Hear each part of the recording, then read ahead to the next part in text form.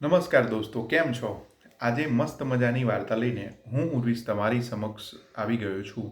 આગળની જે પણ વિદ્યાર્થી મિત્રો જોડાયા છે, આગળની વાર્તા ના જોઈ હોય તો ખાસ એ સાંભળી લેજો, કારણ કે ક્યાંક ના ક્યાંક તમને ઉપયોગી બની રહેશે. તો દોસ્તો, આજે એવી જ વાત કરવાનો છું કે સ્વમાની સુભાષચંદ્ર બોઝ. કોણ? સ્વમાની સુભાષચંદ્ર બોઝ. સુભાષચંદ્ર બોઝ વિશે તો 23 જાન્યુઆરી આપ જાણો છો કે તુમ મુझे ખૂન દો मैं तुम्हें આઝાદી દૂંગા, અને આપણે તો જીપીએસસીમાં આખું એમનું જીવન ચરિત્ર આવે છે. ઘણી વખત કહેવામાં આવે છે કે ભાઈ સુભાષચંદ્ર બોઝ નો પણ જીવન પરિચય પૂછાય છે, કારણ કે સુભાષચંદ્ર બોઝ એક એવા વ્યક્તિ હતા કે જેમને એમને વિદેશમાં રહી અને કહેવાય કે આઝાદી માટેના પ્રયત્નો કર્યા હતા. તો દોસ્તો, આજે એ જ વાત કરવાનો છું સુભાષચંદ્ર બોઝ વિશે. જિંદગીના સંગ્રામમાં વીરતાથી જજુમવું જોઈએ. શું કહે છે?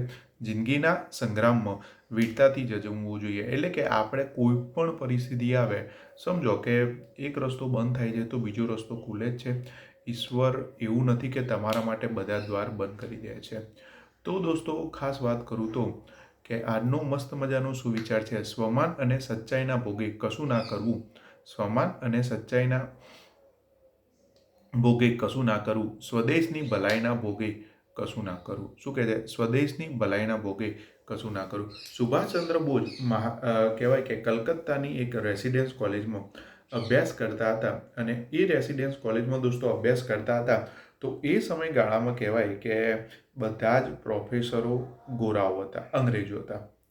હવે વિષય વસ્તુ એ બને છે કે આ બધા જ ગોરાઓ હતા તો ઘણી વખત એ ભારતીયોનું અપમાન કરતા હતા અને અપમાન કરવામાં સહેજે ખચવાટ અનુભવતા નહોતા.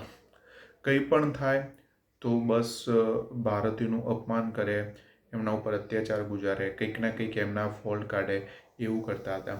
સુભાષચંદ્ર બોઝ દર વખતે કહેવાય કે આ વસ્તુ જોવા મળે છે. તો સુભાષચંદ્ર બોઝ એક વખત વર્ગખંડમાં બધા જ વિદ્યાર્થીઓ સામે પ્રોફેસરને કહેવાય, અને સમજો કે વિદ્યાર્થીઓનો કંઈ વાંક ના હોય તો પણ ગોરાઓ અત્યાચાર ગુજારતા હતા. તો એ જ વિષય વસ્તુ પ્રમાણે એક દિવસ એવું બને છે કે ભાઈ અત્યાચાર ગુજારતા હતા. તો દોસ્તો, કહેવામાં આવે છે કે સુભાષચંદ્ર બોઝ એક દિવસ એક પ્રોફેસરને આમ જોશથી એવો તમાચો મારી દે છે. તમાચો મારી દે છે તો બધા જ લોકો સ્તબ્ધ થઈ જાય છે.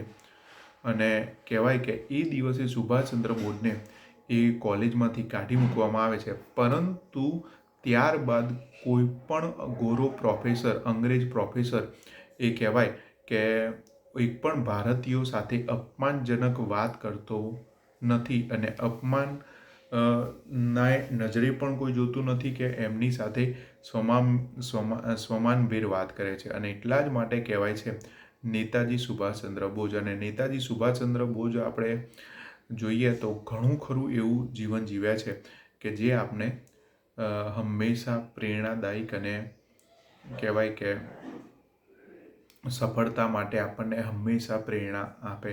કારણ કે નેતાજી સુભાષચંદ્ર બોઝ, દોસ્તો વાત કરું તો કે વિદેશમાં રહીને આપણા દેશ માટે ઘણી બધી કહેવાય આઝાદીના પ્રયત્નો કર્યા છે. અને એમને અંગ્રેજો સામે પણ કહેવાય કે સ્વમાનભેર લડત આપી છે. કેવી સ્વમાનભેર લડત આપી છે? ઓકે. તો આવી જ મસ્ત મજાની વાર્તા માટે કહેવાય કે જોતા રહો કરંટ અફેર બાય ઉર્વિશનની ચેનલ, અને લાઇક, શેર અને સબસ્ક્રાઈબ કરતા રહેજો. કારણ કે તમે જે સ્પર્ધાત્મક પરીક્ષાની તૈયારી કરી રહ્યા છો એ સમય થોડો ચેન્જ જોઈએ. તો કરંટ અફેર તો હું ભણાવતો હતો જ, પરંતુ મેં એવું વિચાર્યું કે થોડી ઇન્સ્પિરેશનલ સ્ટોરી જે કહું કે જે વિદ્યાર્થીઓને પરીક્ષા માટે ખૂબ જ ઉપયોગી થાય અને એમને નિષ્ફળતાથી સફળતા તરફ લઈ જવા માટે આગળ વધી શકાય.